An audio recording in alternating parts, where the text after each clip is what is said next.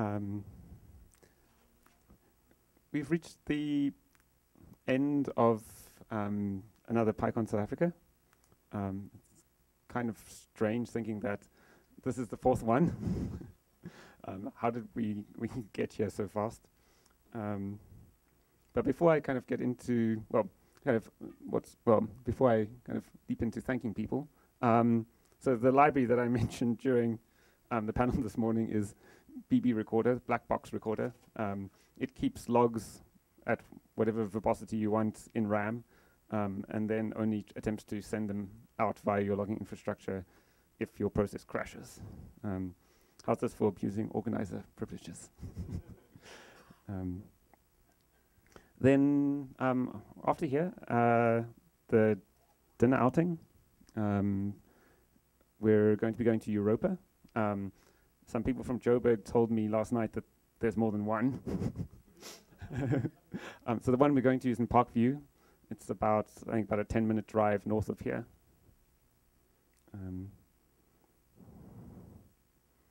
And then sprints. Sprints are happening tomorrow at 44 at Josie Hub at 44 Stanley. It's just down the road. You could probably walk there. I mean, I have walked there from here. We'll be getting going. I think doors are officially opening at 8:08.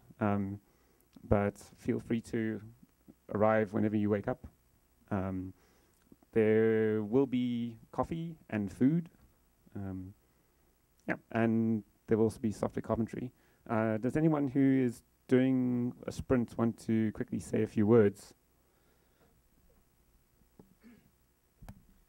So for people who were here last year, you'll know that we're working on a project called Pygame CFFI, which is a CFFI implementation that's kind of giving the same interface as Pygame.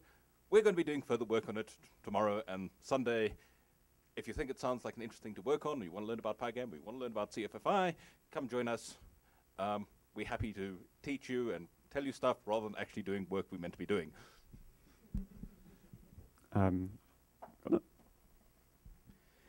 I'm probably going to be making Hypothesis and Twisted play nicer together, which hopefully won't drive me completely insane. But otherwise, I'm interested in any interesting things that other people are doing, just not the boring ones. I think Mache is going to be hacking on VMprof. And there are going to be a bunch of people learning Python, Shell, and Git stuff at Software Carpentry. Oh yes, WAFA, the conference software, well, the software that runs the PyCon Today conference website, was written by a bunch of us here in anger after the first PyCon, in an attempt to make our lives better. We're still working on it. It might get used for DebConf. For those of you who don't know, DebConf, so the Debian Developer Conference, is taking place in Cape Town next year, in July-ish. End of June, beginning of July. Come along to that if you're keen. It's free, wow. And it has food.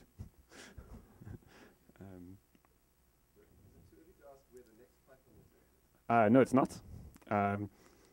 It's too early to be completely sure. But very likely Cape Town. So the plan, in my head at least, is that it kind of spends 2 years in one city and then 2 years in another. So for the next 2 years, that probably means going back to Cape Town, unless someone volunteers to organize it in Durban or Bloemfontein or somewhere. Speaking of next year's PyCon ZA, I'm not going to lead organizing it. What I'd like to do instead is to actually work on getting PyCon ZA NGO set up, so that PyCon ZA can be its own kind of separate thing. So I'm looking for people to step up to the plate and have a go at running this thing. But more on that a bit later. Okay, some thank yous. It takes quite a lot of work to make a conference happen, and I don't do all of it myself. I don't think it would even be possible for any one person to do all of it themselves. So first of all, I want to thank the organizing team. So if the organizing team could stand up so people can see them. Adam, Neil, Laura, Hussein, who's at the back.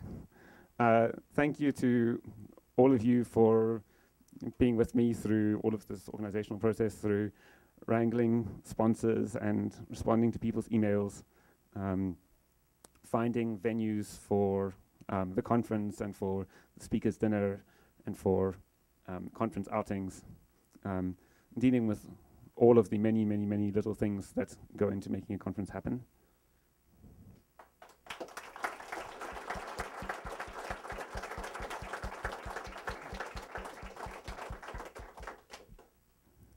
Thank you to all of the speakers and panelists and people who gave lightning talks. Without speakers, there really isn't a conference. For those of you who don't know, I don't think we have ever rejected a Python talk for PyCon South Africa. We have rejected a few talks which weren't about Python. So if you have something to speak about, don't be shy, the organizers will thank you. Please submit talks.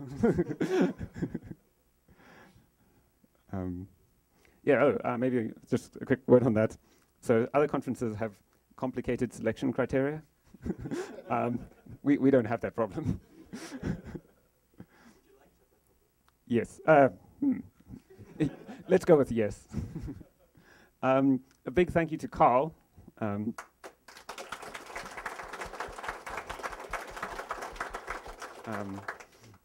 Who really is doing the video for free. We just paid for him to get here. And you've been awesome. Those of you who, you may have seen Carl stand up and mention Tim Video and various projects for kind of making all of this video recording thing more open, more painless, better. So if you have a conference, hint, and you need it videoed, chat to Carl about how it works. Even if you can't come out, I'm sure he'll have good suggestions. Lastly, thank all of you for attending. Having attendees is really what makes the conference worthwhile. One of the scariest parts of organizing is that time when you've started organizing and no one has signed up yet. So thank you all for coming, and I hope you had a good time.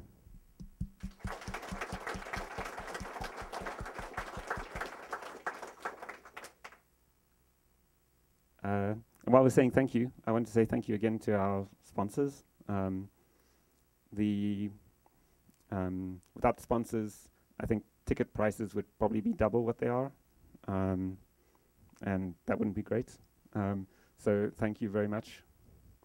Thank you to takealot for being our platinum sponsor, and to Prekelt again for being with PyCon today right from the start. Thank you to Oracle, and thank you to Bryn for agreeing to be on the panel and giving us some insights into the big crazy world of Oracle Cloud. Thank you to Amazon, who've been one of our biggest sponsors regularly throughout the history of PyCon today. Thank you to BBD, and I still really like the shirts. And thank you again to SunGuard, who, yes, were around and who have agreed to give a talk next year, I think. And lastly, thank you again to the Python Software Foundation, the sort of umbrella community organization for Python. They are really, really, really good about supporting communities everywhere for all sorts of Python-related things. So we've kind of reached the end of the conference, so I was trying to decide whether I should say something. So I stayed up late last night thinking about what to say. And I thought, what happens next? Like, we've just had 2 days. We've heard, hopefully, a lot of good ideas. And I found with conferences, it's tempting to, well, it's maybe not tempting, it's easy to kind of leave the conference full of excitement and ideas, and you go out into the world and nothing has changed. It's just your day-to-day life again. You have dim memories of talks that you attended, of things that you're interested in, but somehow you never get around to it. So, yeah, I wanted to kind of talk a bit about where do we go from here. So we've heard a lot of good things during this conference, but I've also heard about a lot of bad things. So I'm going to focus on the bad things for a moment. So we've heard about imposter syndrome, about the need for more diversity. We've heard about Django's flaws as a web framework, about Python's lack of a good concurrency solution, about how much civic information is locked up in scanned PDFs, about how many scientists need to be taught coding, or just people in general, about the difficulty of seemingly simple tasks like importing a CSV file, and about people's cars being stolen in Johannesburg. The world is really full of things that need fixing. And the question is, do we care enough to fix them?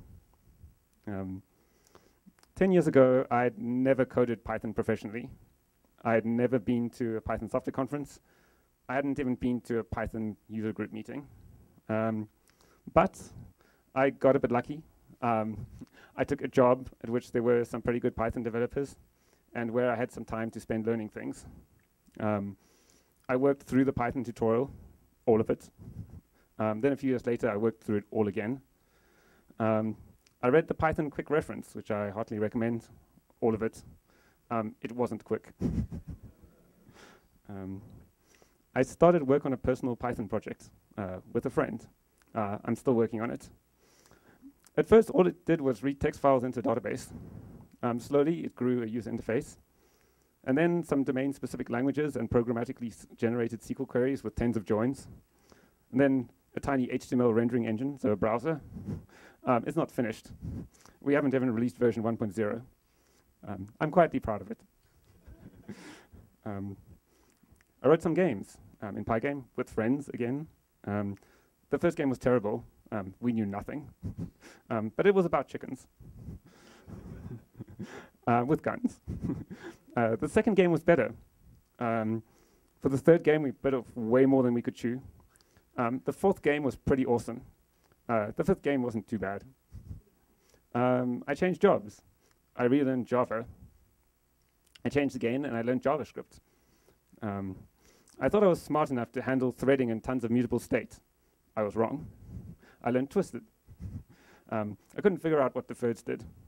I wrote my own deferred library, then I threw it away. That was a good decision. At some point, I asked the Python Software Foundation for money to port a library to Python 3, because I read a blog post where they said, we will give you money to port things to Python 3. They said yes. The money was enough to pay for pizza. But it was really exciting anyway. We ported another library to Python 3. This library was harder. We fixed bugs in Python. That was hard too. Our patches were accepted very slowly. In one case, we had a patch in the Python bug tracker for 3 years. Someone suggested I run PyCon South Africa. I had no idea how little I knew about running conferences, so I said yes. I asked the Python Software Foundation if I could run Python South Africa. They didn't know how little I knew either, so they said yes too. Luckily, I got guidance and support from people who did know a thing or two about running conferences. None of them were developers. Somehow it all worked. I suspect mostly because everyone was so excited. For those of you who were at the first PyCon South Africa, we got amazing international speakers. I don't think any PyCon anywhere has had that concentrated a lineup of great speakers. But the best talk was given by a local developer who wasn't convinced his talk would interest anyone.